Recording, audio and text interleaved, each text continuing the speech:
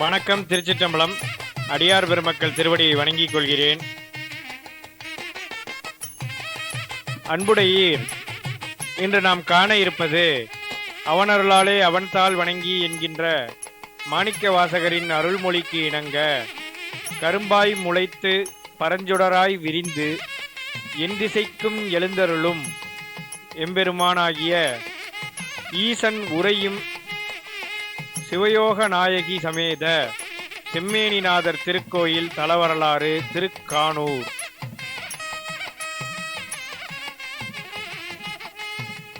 இப்பதிவில் நாம் காண இருப்பது தல அமைப்பு, தல சிறப்பு, கோயில் அமைப்பு, சன்னதி அமைப்பு, மூலவர் பெயர்கள் மற்றும் தீர்த்தங்கள், தல வரலாறு, இத்தலத்தின் தனித்துவங்கள், இலக்கிய சிறப்புகள், அதாவது திருமுறை பாடல், சில விளக்கங்கள் மற்றும் குறிப்புகள், அடுத்ததாக பிரார்த்தனை, திருவிழாக்கள், கல்வெட்டு செய்திகள், இதர தகவல்கள்.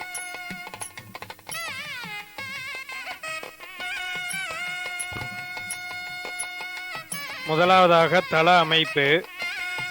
சோழ வளநாட்டில் காவிரி வடகரைக்கும் கொள்ளிட தென்கரைக்கும் இடையே அமைந்த 56வது பாடல் பெற்ற தலமாகும்.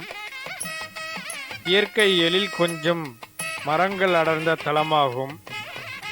அருகில் குடியிருப்பு ஏதும் இல்லை.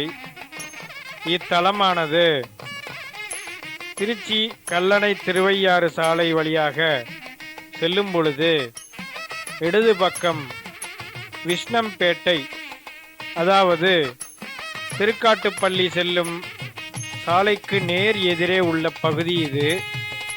இந்த விஷ்ணம்பேட்டையை கடந்து கோயிலை அடையலாம்.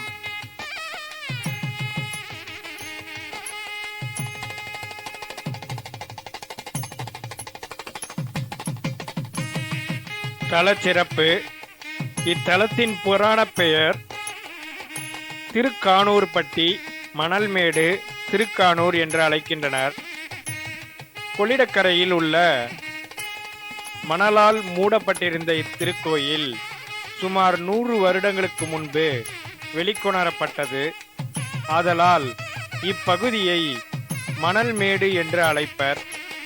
திருஞான சம்பந்த பெருமான் மற்றும் திருநாவுக்கரசு பெருமானால் பாடல் பெற்ற தலமாகும்.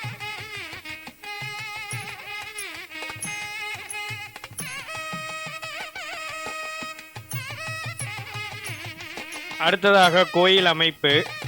இத்தலத்தின் பிரதான நுழைவாயில் கிழக்கு நோக்கி 2 நிலை கொண்ட ராஜகோபுரம் 5 கலசங்களை கொண்டது. மூலவரின் கருவறையை உள்ளடக்கிய விமானம் ஏகதளம் மற்றும் உருண்டை வடிவத்தை கொண்டது. ஒரே பிரகாரமாக நந்தவனத்துடன் அமைந்துள்ளது. அம்பாள் கருவறையை உள்ளடக்கிய விமானம் வேசர வடிவில் உள்ளது.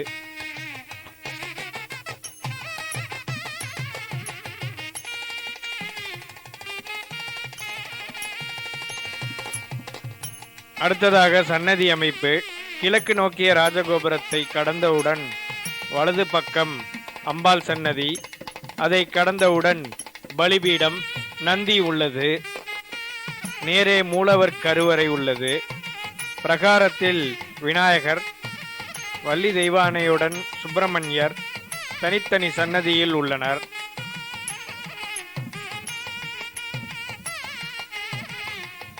கருவறையை சுற்றி கோஷ்டமூர்த்தத்தில் பைரவர், தட்சிணாமூர்த்தி, கருவறைக்கு நேர் பின்னே அர்த்தநாரீஸ்வரர், பிரம்மா, துர்க்கை, எதிரே சற்று தள்ளி சண்டிகேஸ்வரர் சன்னதி உள்ளது. திருச்சுற்று முடிவில் மூலவர் சன்னதி உள்ளது.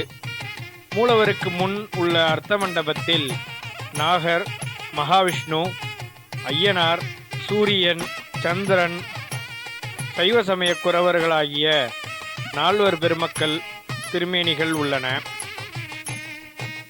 இங்கு மூலவராக வீற்றிருக்கும் சிவபெருமானின் சிவலிங்க திருமேனி சுயம்புவாக கிழக்கு நோக்கி அருள்பாலிக்கின்றார். இத்தலத்து நாயகியான அம்பிகை தனி சன்னதியில் தெற்கு நோக்கி அருள்பாலிக்கின்றார். அம்பாள் நின்ற திருக்கோலத்தில் 4 திருக்கரங்களுடன் காட்சி தருகின்றார். அம்பாளின் கருவறைக்கு முன் அந்தராளம், அதற்கு முன் அர்த்த மண்டபம் என்ற அமைப்பில் உள்ளது.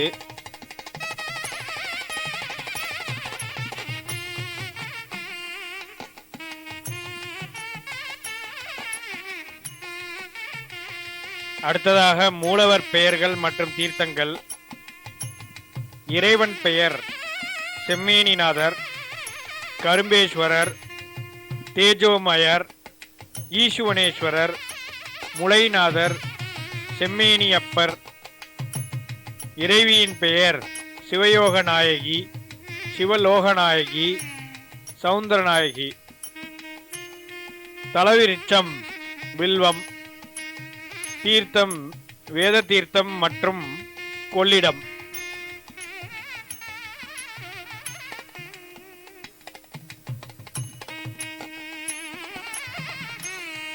அடுத்ததாக இத்தலத்தின் தல வரலாறு. பாகம் 1. இறைவனின் தரிசனம். சில காரணங்களால் கைலையிலிருந்து பிரிந்து வந்த அன்னை பார்வதி மீண்டும் கைலையை அடைய இறைவனை நோக்கி தவம் செய்ய இயற்கை எழில் மிகுந்த இந்த இடத்தை தேர்ந்தெடுத்தார். அவரது தவத்தின் வலிமையால் சிவபெருமான் அக்னி பிளம்பாக காட்சியளித்தார். ஆகையால் இத்தல இறைவன் செம்மேனிநாதர் என்று அழைக்கப்பட்டார். அம்பிகை சிவயோக நாயகியானார்.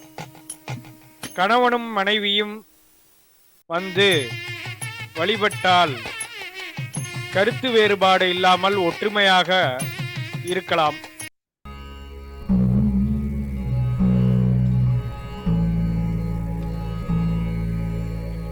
அடுத்ததாக இத்தலத்தின் வரலாறு. பாகம் 2.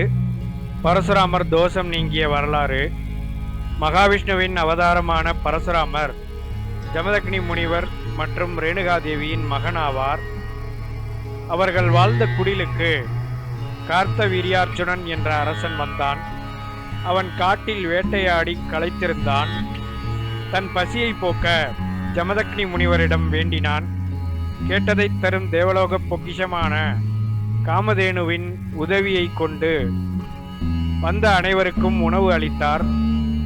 காமதேனு குறித்து அறிந்த கார்த்தவீரியார்ஜுனன் முனிவருக்கு தெரியாமல் காமதேனுவை கவர்ந்தான். அதை தன் ஞான திருஷ்டியால் அறிந்த ஜமதக்னி முனிவர் மைந்தன் பரசுராமரிடம் சொல்ல விரைந்து சென்ற அவர் வீரர்களுடன் போர் செய்து அரசனை கொன்று பசுவை மீட்டார். அதனால் தோஷம் ஏற்பட்டு அதற்காக தீர்த்த யாத்திரை போய் சிவபூஜை செய்தார். ஓராண்டு காலம் கழித்து அவர் வருவதற்குள் நச்சு பகை கொண்ட கார்த்தவீரியனின் மகன் ஜமதக்னி முனிவர் குடிலுக்கு வந்தான். ஆழ்ந்த நிஷ்டையில் இருந்த முனிவரை கொல்ல வந்தபோது ரேணுகாதேவி தடுத்தார். அதையும் மீறி முனிவரின் தலையை வெட்டினான். ரேணுகாதேவி அலறல் சத்தம் கேட்டு வந்த பரசுராமர் இந்த கொடிய சத்திரிய கூட்டத்தை கூண்டோடு அழிப்பேன் என்று சூளுரைத்தார். கார்த்தவீரியன் நகரத்திற்கு சென்று அவனது குமாரர்களை கொன்று குவித்தார்.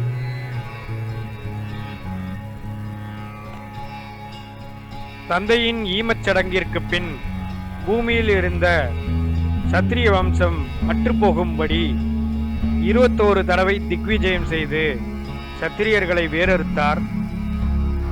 அந்த பாவம் தீர வேள்வி செய்தார். சத்திரிய தோஷம் நீங்க தலயாத்திரை ஒவ்வொரு தலமாக சென்றார். திருக்கானூர் என்னும் தலத்திற்கு வரும்போது நீராடி ஈசனை வழிபட்டார். தோஷம் நீங்க பெற்றார்.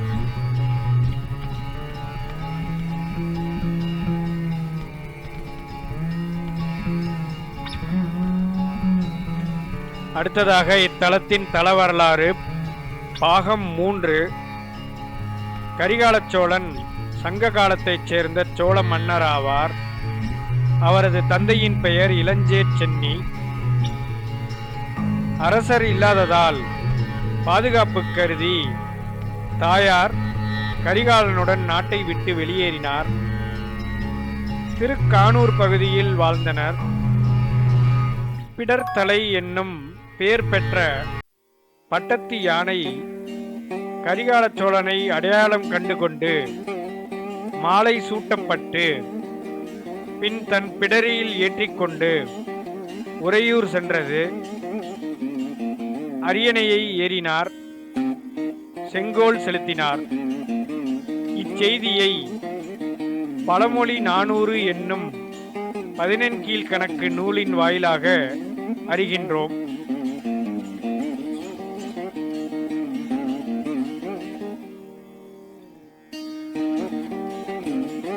அடுத்ததாக பிரார்த்தனை.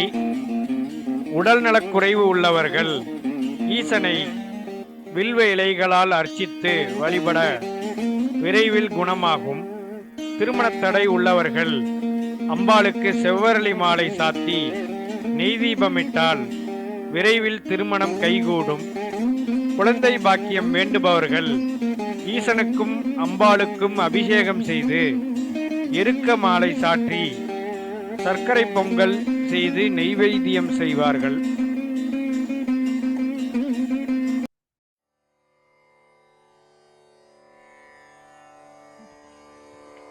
அடுத்ததாக இலக்கிய சிறப்புகள். இத்தலத்திற்கு திருஞான சம்பந்தப் பெருமான் தக்கேசி பண்ணில் திருப்பதிகம் அருளியுள்ளார். அதில் ஒரு பாடல். திருச்சிற்றம்பலம். திருச்சிற்றம்பலம். சிறையார் வண்டும் தேனும் விம்மு செய்ய மலர்கொன்றை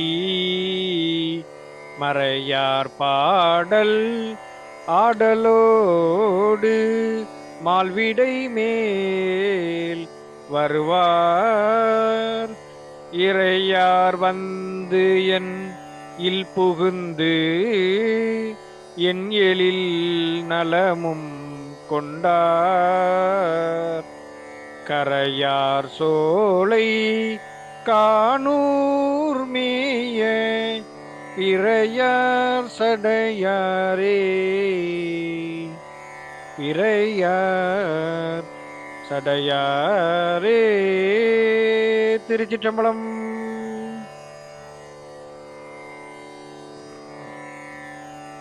அடுத்ததாக இத்திருப்பதிகத்தில் சில வரிகளை இங்கு எடுத்துக்காட்டாக பார்ப்போம். முதலாவதாக, திருக்கானூர் மேவிய கண் பொருந்திய நெற்றியினை உடையவரும் ஆனேற்றை ஊர்ந்து வருபவருமாகிய செல்வர் என்பதை திருப்பதிக பாடல் வரிகளில் கானூர் மேய கண்ணார் நெற்றி ஆனூர் செல்வரே என்றும், மற்றொரு வரியில் தடுக்க முடியாதபடி பெருகி வந்த கங்கையின் வெள்ளம் மூழ்கி மறைந்து போன நீண்ட சடைமுடிமேல் பொருந்த வளைந்த பிறைமதியை உடையவரே என்பதை திருப்பதிக பாடல் வரியில் நீந்தல் ஆகா வெள்ள மூழ்கு நீள்சடை தன் மேலோர் ஏய்ந்த கோணல் பிறையோடு அரவு, அரவு என்றால் பாம்பு என்று இப்பாடல் வரிகளில் குறிப்பிடுகிறார்.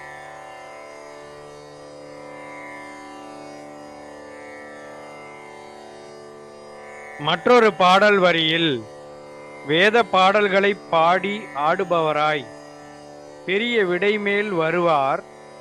அவ்வாறு வரும் இறைவர் என் உள் புகுந்து என் அழகையும் நலத்தையும் கவர்ந்து சென்றார், இது முறையோ என்று கேட்பதை திருப்பதிக பாடல் வரியில் மறையார் பாடல் ஆடலோடு மால்விடை மேல் வருவார் இறையார் வந்து எனில் புகுந்து என் எழில் நலமும் கொண்டார் என்று குறிப்பிடுகின்றார்.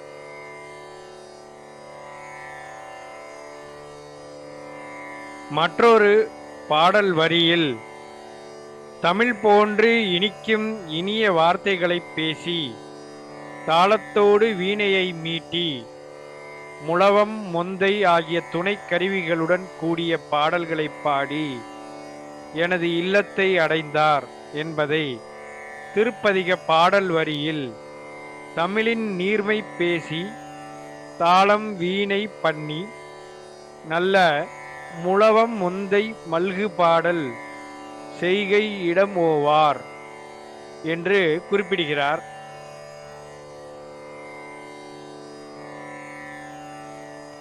மற்றொரு பாடல் வரியில் பேய்களும் தூங்கும் நள்ளிரவில் நடனமாடும் கானூர் மேவிய ஈசனை என்பதை திருப்பதிக பாடல் வரியில் கழுது துஞ்சும் கங்குல் ஆடும் கானூர் மேயானை என்றும் சிவபெருமான் ஆட்கொண்ட விதத்தையும் திருக்கோலத்தையும் நமக்கு அருளுகின்றார் ஞான குழந்தையாகிய புகழிவேந்தர். திருச்சிற்றம்பலம். திருநாவுக்கரசு பெருமான் இத்தலத்திற்கு திருக்குறுந்தொகையில் ஒரு பதிகம் அருளியுள்ளார். அதில் ஒரு பாடல் கல்வி ஞான கலை பொருளாயவன் செல்வம் மல்கு திருக்கானூர் ஈசனை எல்லியும் பகலும் இசைவு ஆனவா சொல்லிடீர்னும் துயரங்கள் தீரவே சொல்லிடீர்னும் துயரங்கள் தீரவே. திருச்சிற்றம்பலம்.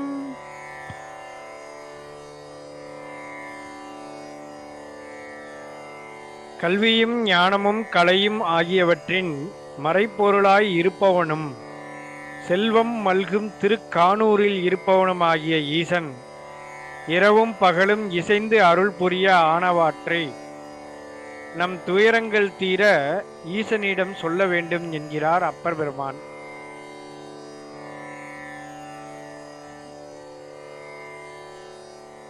இப்பதிகத்தில் சில எடுத்துக்காட்டு பாடல் வரிகளை பார்ப்போம்.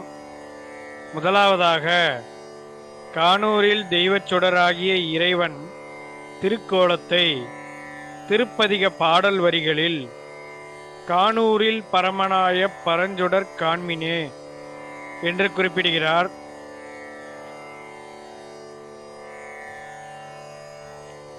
இரண்டாவதாக,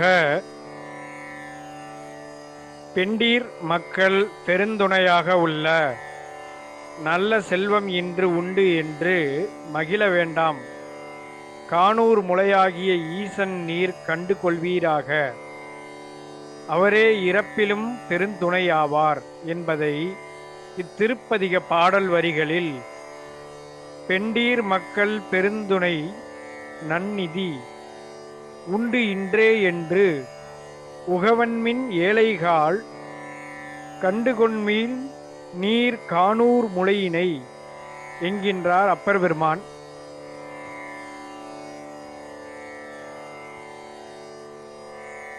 மனைவி மக்கள் தற்போது துணை போல் தெரிந்தாலும் அது எண்ணி மகிழ வேண்டாம், அதுவும் ஒரு காலம் மறையும்.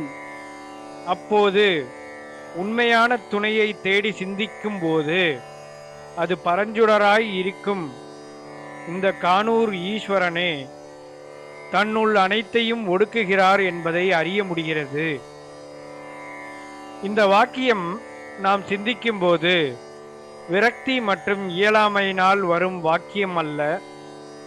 இது அனைத்து விதமான பந்தபாசம் கடந்த ஞானம், அனைத்து விதமான சூட்சும முடிச்சுகளையும் கடந்த தெளிந்த வாக்கியம்.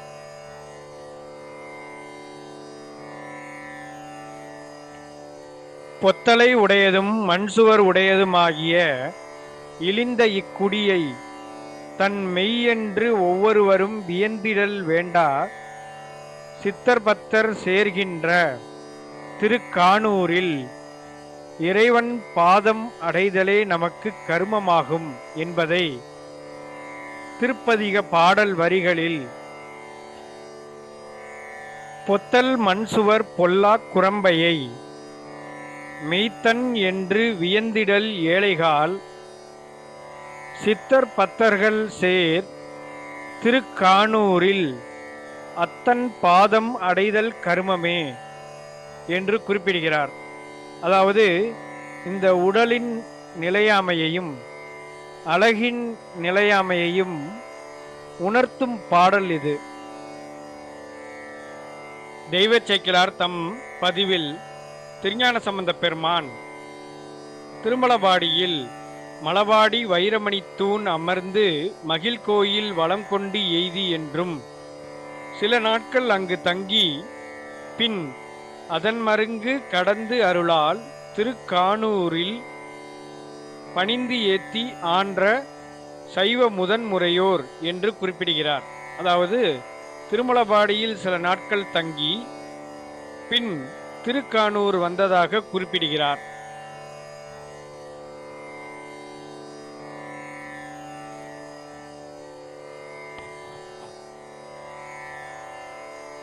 திருஞான சம்பந்த பெருமான் தன் திருச்செங்காட்டங்குடி திருப்பதிகத்தில் கானூரான் கழுமலத்தான் கணபதி சரத்தானே என்று குறிப்பிடுகிறார்.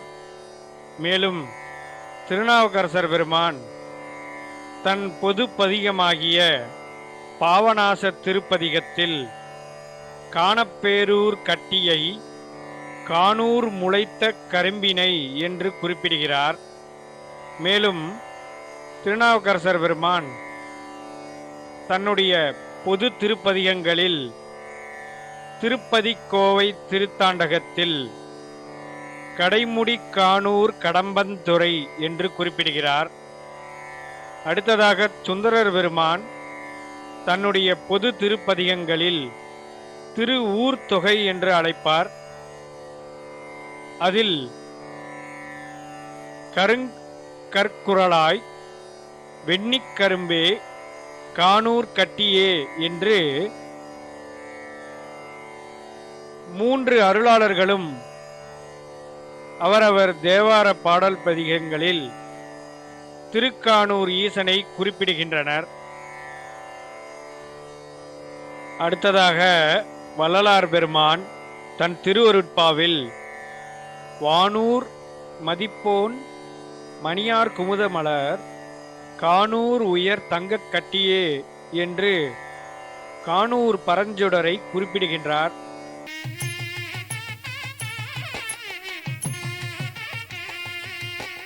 அடுத்ததாக இத்தலத்தின் தனித்துவங்கள்.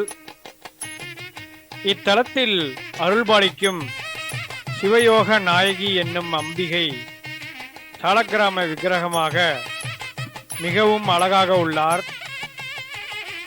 இந்த அம்பாள் தபஸ்வினியாவாள். ஆகையால் கிரீடத்துக்கு பதிலாக தன் ஜடாமுடியையே கிரீடமாக கொண்டு உள்ளார். இத்தல இறைவன் கருவறைக்கு முன் உள்ள மண்டபத்தின் மேல் தளத்தில் முயல் போன்ற உருவமும் நிலா பாம்பு உருவமும் பொறிக்கப்பட்டுள்ளது. இது கிரகணத்தை குறிப்பது போல் உள்ளது. அதேபோல் பாண்டியரின் சின்னமான மீன்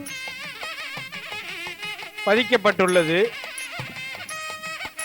அவர்களது ஆட்சியை குறிப்பதாக உள்ளது. அடுத்ததாக நந்தி பொதுவாக எல்லா தலங்களிலும் 4 கால்களை மடக்கிய நிலையில் அமர்ந்திருக்கும். இங்கு உள்ள நந்தி முன்னங்காலை ஊன்றிய நிலையில், அதாவது சிவபெருமானின் கட்டளையை செய்து முடிக்கும் தயார் நிலையில் உள்ளது. அடுத்ததாக பங்குனி மாதம் 18 முதல் 22 தேதி வரை உள்ள நாட்களில் சூரிய ஒளி இறைவனின் திருமேனியை வழிபடும்.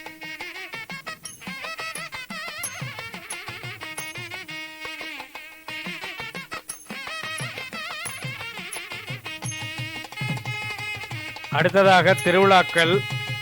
மகா சிவராத்திரி நாளில் 1008 திருவிளக்கு பூஜை நடைபெறும். ஆவணி மூல நட்சத்திரத்தில் சந்தன காப்பு நடைபெறும். தை மாத பௌர்ணமி அடுத்து வரும் வெள்ளிக்கிழமையில் சிறப்பு அபிஷேகம் நடைபெறும். பிரதோஷ வழிபாடும் சிறப்பாக நடைபெறும். கோயில் நடை நேரம் காலை 10 மணி முதல் 11:30 மணி வரை, பிற்பகல் 3:30 முதல் மாலை 5 மணி வரை கோயில் நடை திறக்கும் நேரம்.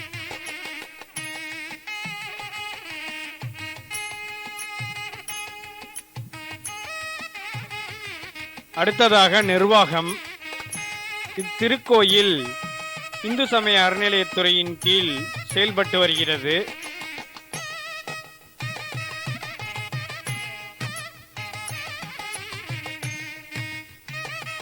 அடுத்ததாக கல்வெட்டு செய்திகள். இத்தலத்தில் உள்ள கல்வெட்டில் கரிகால சதுர்வேதி மங்கலத்து திருக்கானூர் என்று குறிப்பிடப்பட்டுள்ளது. ராஜராஜன் கல்வெட்டில் கரிகார் சோழீஸ்வரமுடைய மகாதேவர் கோயில் என்று ஒன்று இருந்தமை புலனாகிறது. மாரவர்மன் குலசேகர தேவன் காலம் கிபி 1268 முதல் 1308 வரை என்னும் பாண்டியன் இக்கோயில் நிபந்தங்கள் அமைத்திருக்கின்றான். இத்தல கல்வெட்டின்படி ராஜராஜ வளநாட்டில் பொய்கையூர் நாட்டு பணிப்பதி மங்கலம் என்று இருந்தது. இங்கு கிடைத்த பண ஓலைச்சுவடி 2 துண்டுகளாக கிடைத்தது. அதில் ஒரு பகுதி வீரராஜேந்திரனின் மெய்கீர்த்தி என்று தொடங்குகிறது. மற்றொன்று இந்த கோயிலுக்கு நிலம் வழங்கியதை பற்றி கூறுகிறது. கோயிலின் கல்வெட்டில் சிவபெருமானை இக்ஷுவனேஸ்வரர் என்று குறிப்பிடப்பட்டுள்ளது.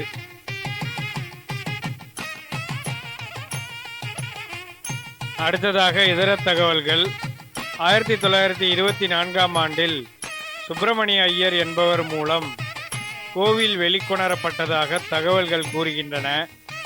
100 வருடத்திற்கு முன் ஆற்று வெள்ளத்தால் இக்கோயில் மணலால் மூடப்பட்ட பின் ஒரு கரும்பு முளைத்து அதன் மூலம் வெளிக்கொணரப்பட்டது.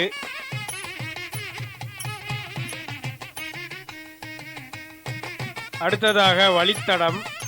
இக்கோயிலுக்கு சரியான போக்குவரத்து இல்லாததால் ஆட்டோவில் திருக்காட்டுப்பள்ளியிலிருந்து விஷ்ணம்பேட்டை செல்லலாம். பக்கத்தில் பூதலூர் ரயில் நிலையம் உள்ளது.